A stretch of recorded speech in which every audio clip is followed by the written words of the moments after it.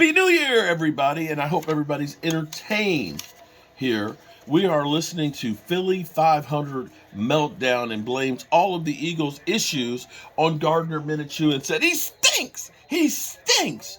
Now, what we heard was we beat the Eagles. We beat the Eagles, and they basically said, well, the Eagles are still, a great team. The Eagles are fantastic. They're fine. They're still better than the Cowboys and so on.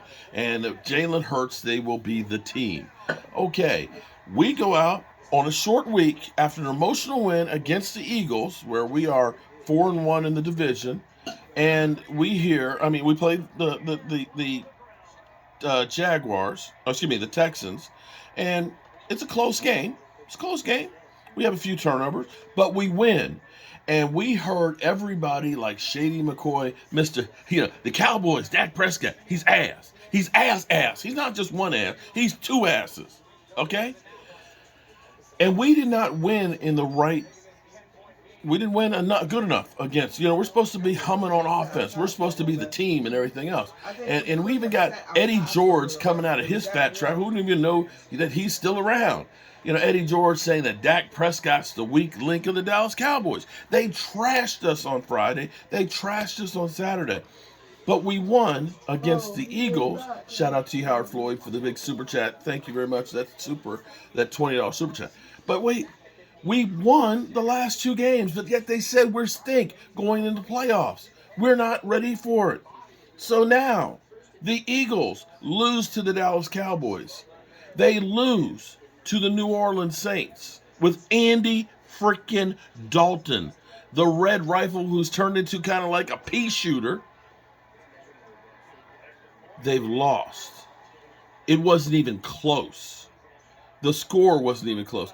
Doc Ferriero, shout out to being another channel member. I'm doing double duty. Jose DeLon III, Eagles are ass, stupid throw. And so now, you've got out of the last three games for the Eagles, Jalen Hurts threw two picks against the Bears before he hurt his shoulder. Two bad picks. They won 25-20. Not exactly the big win. I challenge you to say that win is a bigger win than it was for us against the Texans. I don't think it is. I mean, if you want to say ours was bad, theirs was bad too. But then they followed up with the loss to the Cowboys. They followed up with the loss to the Saints. So I'm just kind of saying and putting it out there, the Eagles can't handle adversity. And I will also say this, the Eagles can't handle teams that are physical. Now, about an hour before this game, I posted a video that said, this is a bad matchup for the Eagles because this is, with the New Orleans Saints, a great pass defense. And that ended up being exactly the case. The Eagles, they did not look good. Their punter had a 26-yard punt. Now, their defensive front, they got like 7 sacks. That looked fantastic. But the Eagles now... it's going to be interesting. Now, here's the flip side of this. The Giants coast to a victory over the Colts. They, I believe, have clinched a playoff spot. And next week really isn't going to help them much. So the question will the Giants play their starters? Or will they rest their people? Because I go back to 2020, and this is one of those things that you reap what you sow. The Eagles rested their players and to finish the season, and it ended up being that the Commanders won the division. Had the Eagles, which actually had a chance to win, they pulled Jalen Hurts late in the game where they could have won that game, the Giants would have won the division. And I'm sure that the Giants, who are not fans of the Dallas Cowboys, I'm sure that they probably hate the Eagles even more, that they might be the team that actually wants to finish the Eagles. So yeah, I'll see. I can't wait tomorrow to listen to the Talking Heads and see if they kill the Eagles for this loss like they do the Cowboys. So that's where we are right now. The Cowboys, fortunately, they've had a couple extra days to go ahead and rest up. The Commanders, well, I think the Commanders, as bad as Tyler Heineke was playing, they were still winning games. They made the bonehead mistake of saying, we need to go back to Carson Wentz because Carson Wentz can do things that Heineke can't. And Carson Wentz had about 145 yards and 3 interceptions. At one point, Carson Wentz had as many interceptions as he had as completions. That's not the way you want to have your team playing. It's just not.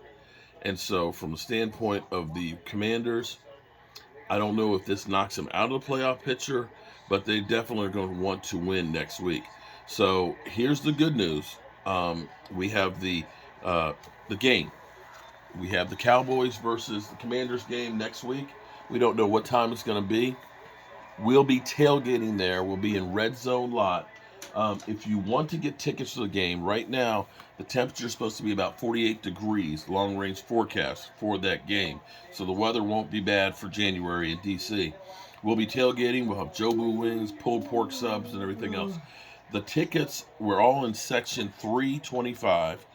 The tickets are $199. Okay? No extra fees on there. If you go to the community tab, I have a link there for the ticket person. It's Jed Pilgrim from the Commanders. If you text message him on the number that's listed there, let him know how many tickets you want and your email address. He will send you an invoice. You'll get the seats. You have until Tuesday to guarantee that you can be in that section with us. Also, too, the parking is in Red Zone lot. We will be there, and that game is a game that both teams could use for victory. It's going to mean something. And I dare say the Cowboys, unless it's an early game for the Eagles and the Eagles win, the Cowboys are going to be playing their starters. The Commanders are going to want to win that game. It actually means something. So that's what we have right now. The Giants in the playoffs. Cowboys in the playoffs. Eagles in the playoffs. Washington, chance to be in the playoffs. And I'll be honest with you. I would love for all the teams in our division to be in the playoffs because we know them. We know them. And Dak Prescott, as much as you guys trash him, is very, very successful against them. All right? So, yeah, I agree with you. Dak Prescott may have took the soul from the Eagles last week. And this may be a lack of confidence. All right, good people. We're going to listen to Philly 500 Wine for a little bit. Stephanie, welcome to the chat. We're going to listen to Philly Wine for a few minutes. And then I've got some work to do in the workshop because I'm going to be on the road tomorrow. But I appreciate each and every one of you guys. If you have any questions on the tailgate, email me, cowboysmark94@gmail. Wait, hold it. Allie? Yes. Don't go away mad. I'm not. Just go away. I love you, Mark. Hey, fly. Yeah, I don't see you flying. Eagles fly. My hands are full. Oh, look.